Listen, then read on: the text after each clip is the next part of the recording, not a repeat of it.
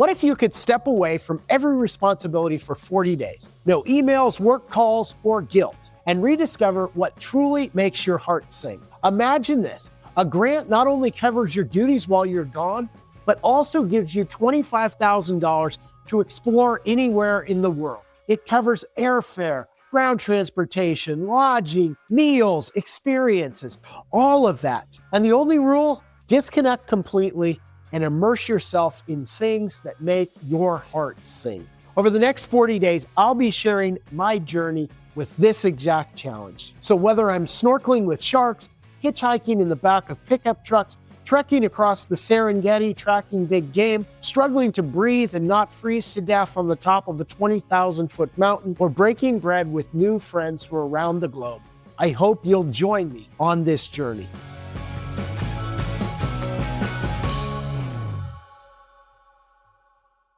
Then with SuperPumped Podcast at Billy Bob's of Texas, the world's largest honky tonk.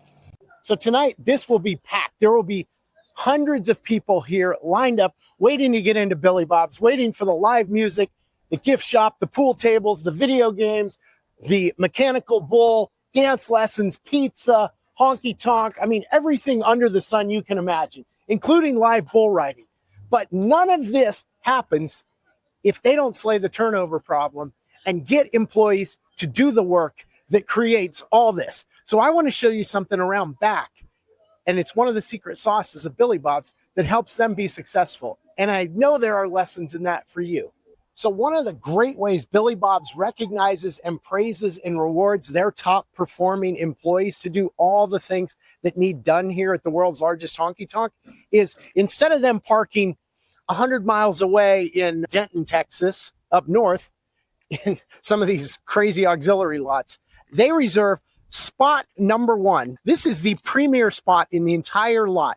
And this is reserved for their employee of the month. And so this employee, whoever it is for this particular month, gets to park right up front. And you know what's cool about that? Obviously, it's cool for the employee. But the other piece of it is all the other employees, as they park way out here and walk in, they get to see, man, my employer is recognizing one of us for our good work. And I want to be the person parking right here. I want to be the one recognized. So in your business, you have to figure out how you recognize your people. One of the problems I have, I'm not particularly great at just the praise thing.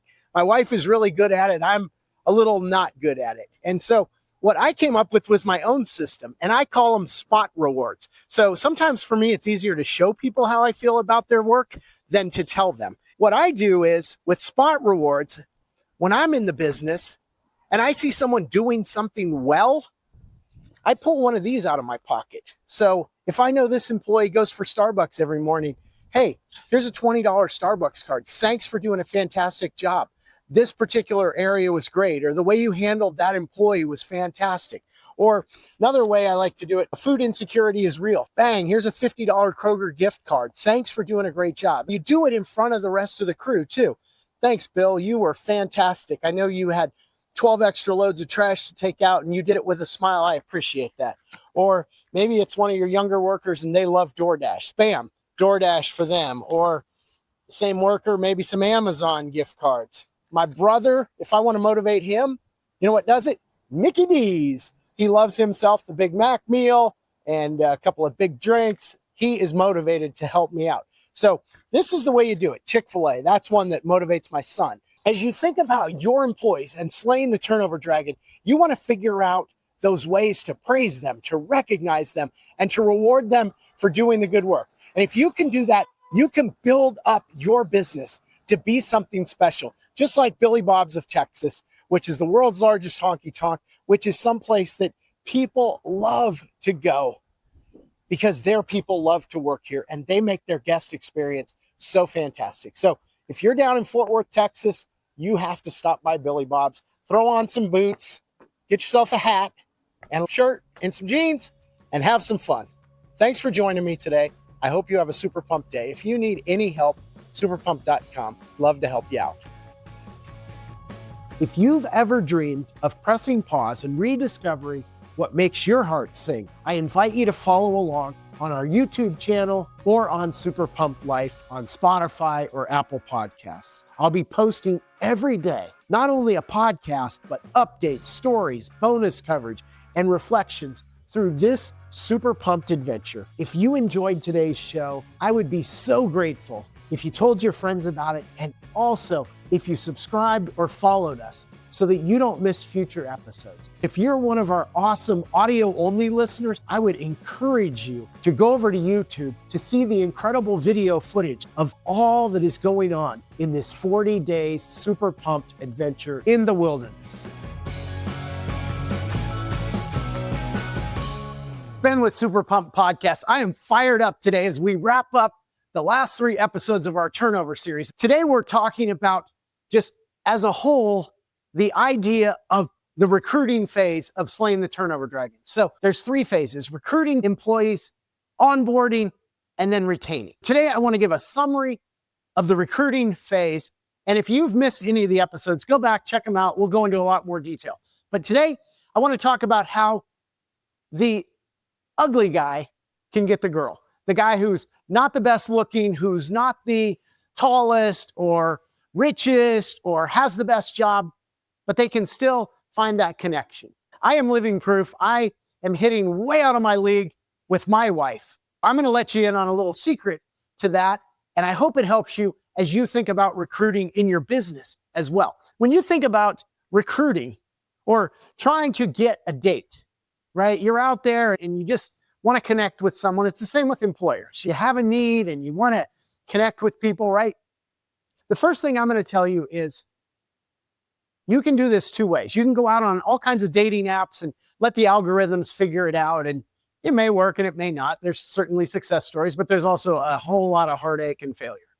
What I think is more effective is a referral bonus. Specifically in the dating realm, and this is very old school, but friends and family, people who know you and also know somebody else out there in the universe, and say, hey, you two might be a good fit. Why don't you go for coffee?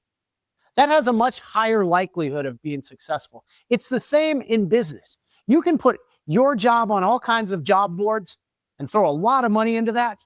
Or you can ask your existing employees who know your company and your company culture and also know potential candidates, and they can play matchmaker. And if they do a good job at matchmaker, do you know what you do? You give them money. First thing I want you to do is think about some kind of referrals in your dating or in your turnover recruiting process. Referral money. Second thing is, I want you to make it easy. All right? You want to be the most accommodating employer out there. It's the same in dating. You want to be accommodating as heck, okay? You want to say, what's good for you? One of the ways in the business realm you do this, any job under $20 an hour, keep that commute under 10 minutes. Make it easy. They can oversleep and still be to work in 15 minutes. Brush your teeth, throw on some clothes, 10 minutes to the office, bam, you're done. Or maybe they don't have a car, but they can jump on the bus and still be there. Or they can even walk if it's a beautiful day out. You want to make that easy. Think about it in a dating sense. If you're looking for someone, if you're in Cincinnati, you're not looking for people in Los Angeles or Shanghai, right? You could do that and you could probably find a match, but it's probably not going to work out, right? The long distance thing is hard. It's the same thing in business. The longer you make that commute, the more likely that relationship is not going to work. Make it easy. I call it the 10-minute rule. The third thing is figure out their why. Who is this person across from you? Whether it's in a coffee shop and you're thinking about dating, or whether it's in this employer-employee relationship. Who are they? What makes them tick?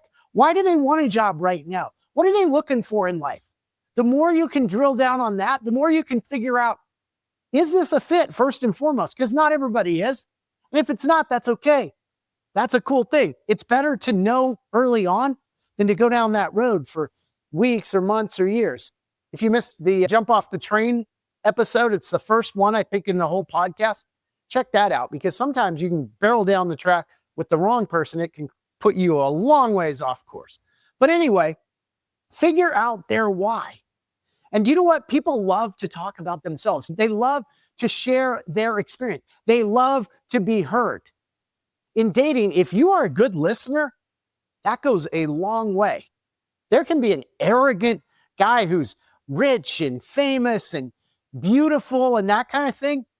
But if they're all about them, most women don't really want that. That's just not what we want. We want to be seen. We want to be heard. Be attentive. Figure out their why. Then I want to say, woo them. Be charming. Be funny. You can bring out personality in the employee recruitment process. It's okay to be human beings, right? We've kind of lost that in this age of AI. We want to all be robots. Wish I could do the robot better. Woo them. Show your personality. And then the last thing is wow them. What makes your company different? You probably don't offer the highest pay and you don't offer the greatest benefit package, and maybe your corporate offices aren't the most modern, futuristic thing. You're not competing with Google headquarters or their campus where dogs are running around and it's rainbows and free coffee and amazing. But wow them with what you have. What makes your company unique? Hey, we do this cookout on Friday. Hey, we have an employee Christmas party every year and we all get bonuses and whatever that is. Wow them about what makes you unique. Don't try to be everybody else. Be uniquely you. So if you do these things, if you ask others who might be a good fit, if you make it easy for the other person, if you figure out their why, if you woo them and wow them, you are going to have a shot for that next date, for that next level, which that next level is onboarding in the business sense. And in the personal sense, it's that first date and that second date, and then an actual relationship. Go out there. Don't get discouraged because you're not all that. And there's some people who offer more. Just be uniquely you and know that there are people out there who will love that just the way it is. Thanks for joining me today. If you need any help, hit me up on superpumped.com or book an appointment. I would love to work with you and help you out.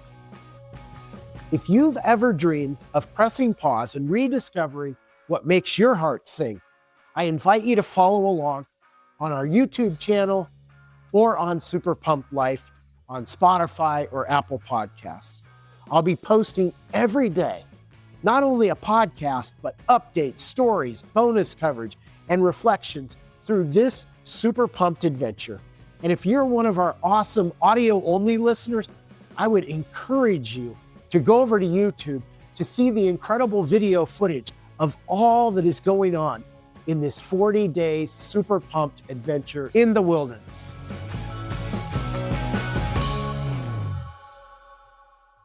Ben with Super Pumped Podcast. I am excited to share today how, in summary, to get your employees on board so you slay the turnover dragon. So I'm here on the banks of the Ohio River. You can see behind me the barge going by.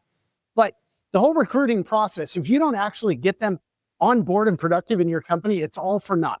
The first thing that we talked about in the podcast, and feel free to go back because each of these we detail out in an entire podcast episode, but this is a summation of the onboarding process. When you think about onboarding, you generally have an HR person or a recruiter, depending on the size of your company.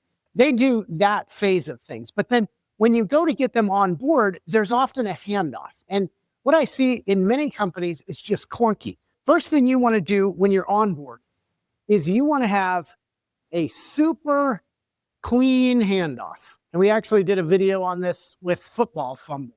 But a lot of organizations, they just kind of assume, okay, I recruited, now show up on Monday at 5 a.m. or whatever the time is. And then someone gets there, they don't know where to park, they don't know who to meet, they're not sure how they get through security.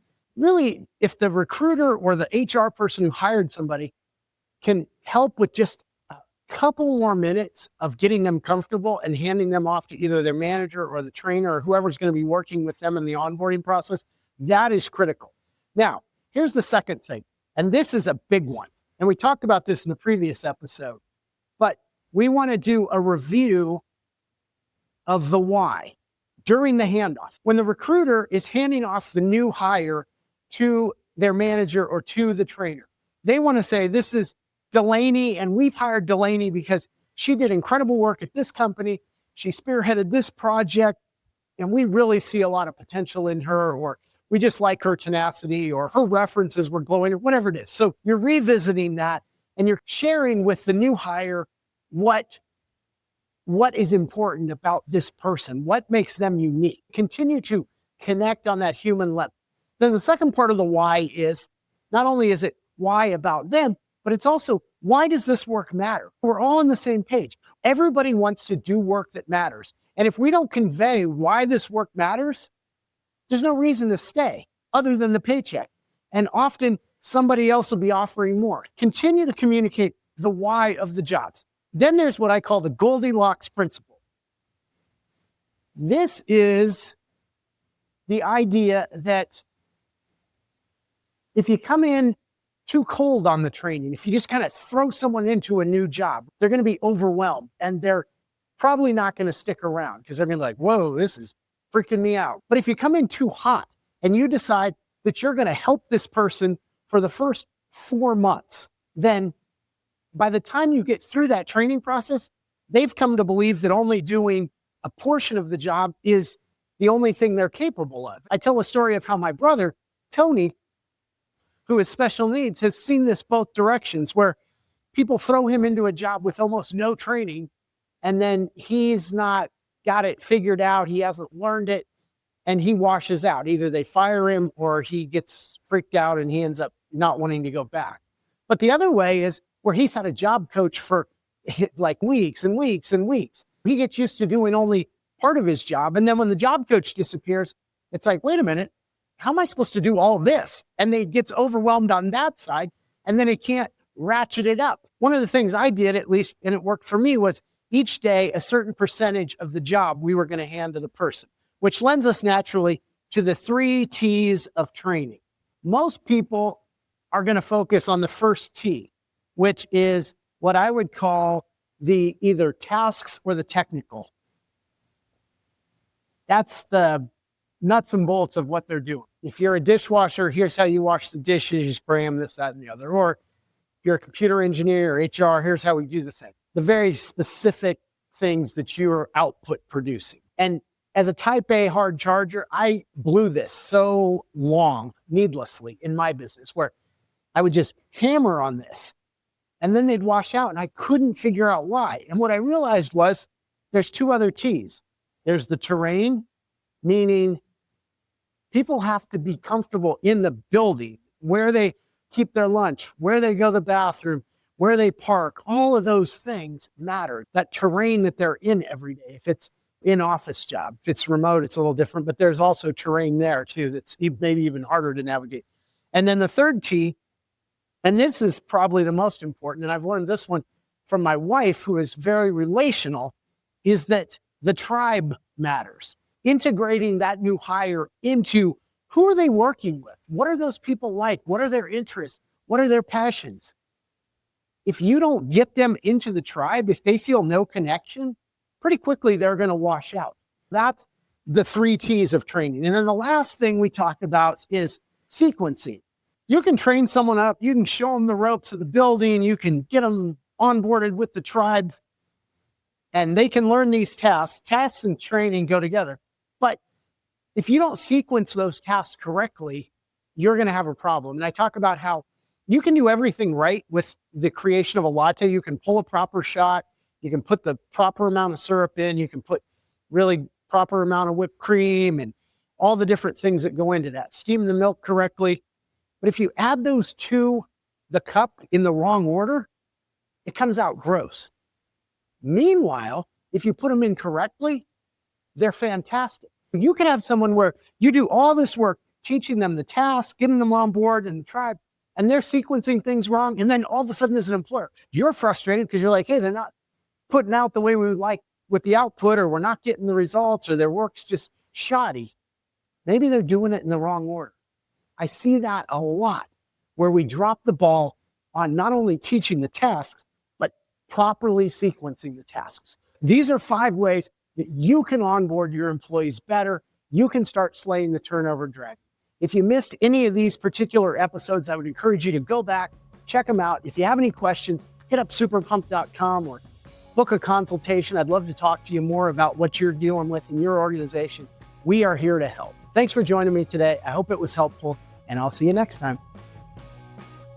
If you've ever dreamed of pressing pause and rediscovering what makes your heart sing, I invite you to follow along on our YouTube channel or on SuperPumped Life on Spotify or Apple Podcasts. I'll be posting every day, not only a podcast, but updates, stories, bonus coverage, and reflections through this Super Pumped adventure. And if you're one of our awesome audio-only listeners, I would encourage you to go over to YouTube to see the incredible video footage of all that is going on in this 40-day Super Pumped adventure in the wilderness.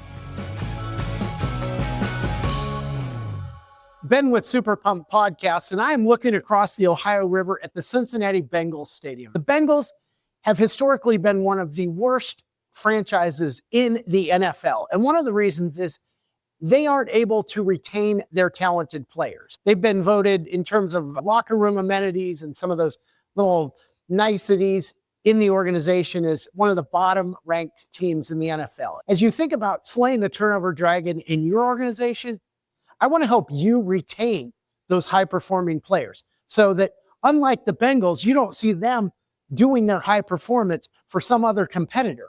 I can't tell you how many Bengals are making plays for the Falcons or this team or that team. It's just incredibly frustrating because you think, if only we kept them here, this could have been really something special.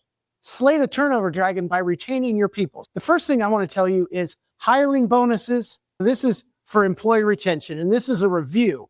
If you missed any of our previous episodes, check those out because we go into even more detail. Hiring bonuses are terrible.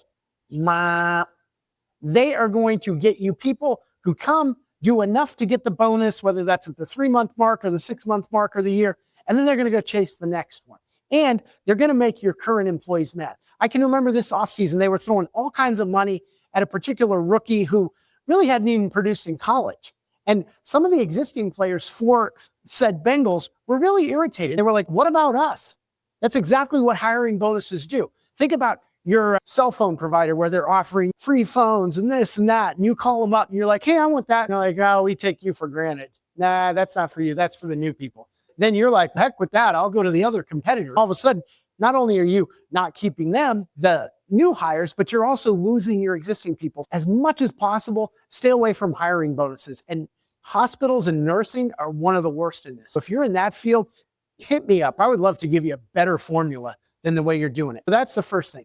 Instead of doing hiring bonuses, do retention bonuses or performance bonuses. That's my favorite.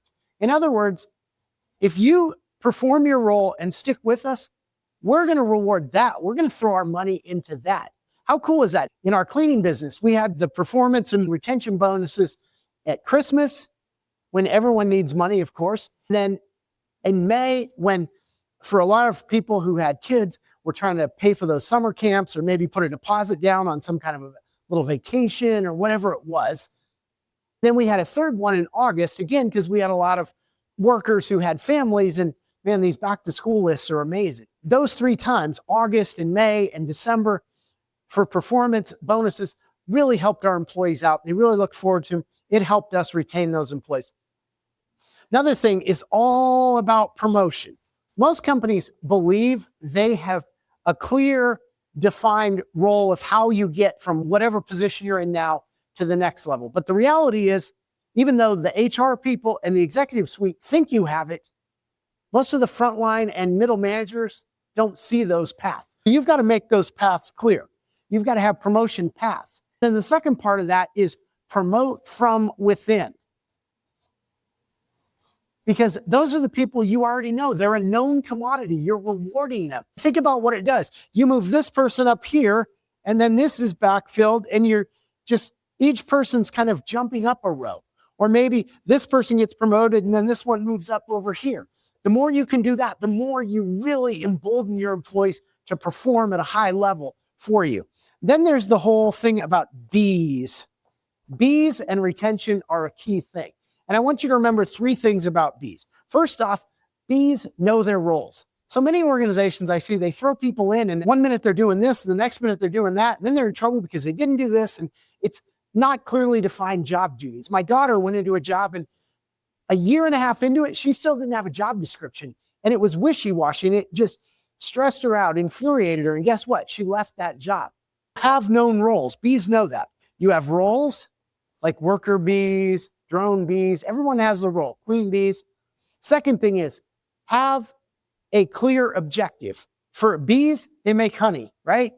Everybody knows what they're doing. Whatever your honey is, whatever that sweet thing your business is doing, make clear to your employees what that is, because people want to work with a purpose. They don't just want to come and punch a clock and go home and think, why was I here? What's the purpose of me contributing significant part of my life to this? And then the final thing is chain of command. Everybody in the hive, the beehive, knows who the queen bee is, right? Everything works down from that. It's the same in your organization.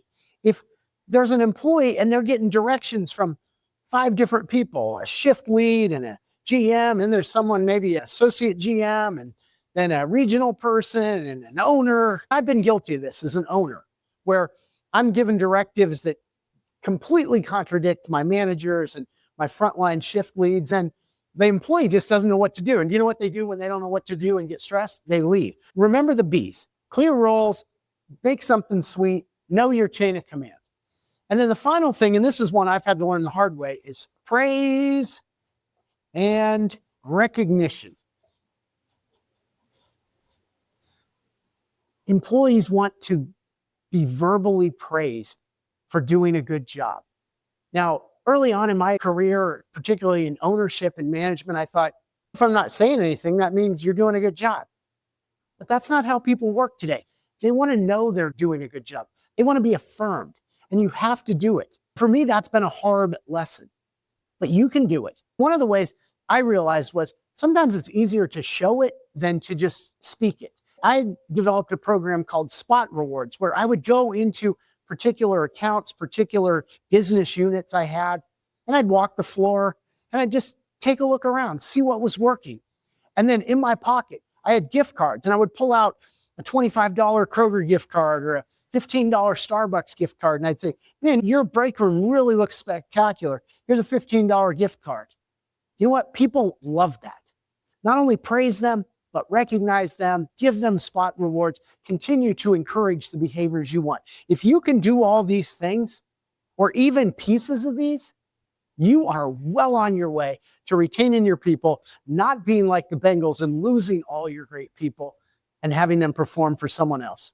If you do that, you're going to slay the turnover dragon. You're going to keep more money. You're going to be happier in your role. Your people are going to be happier. Life is going to be bliss.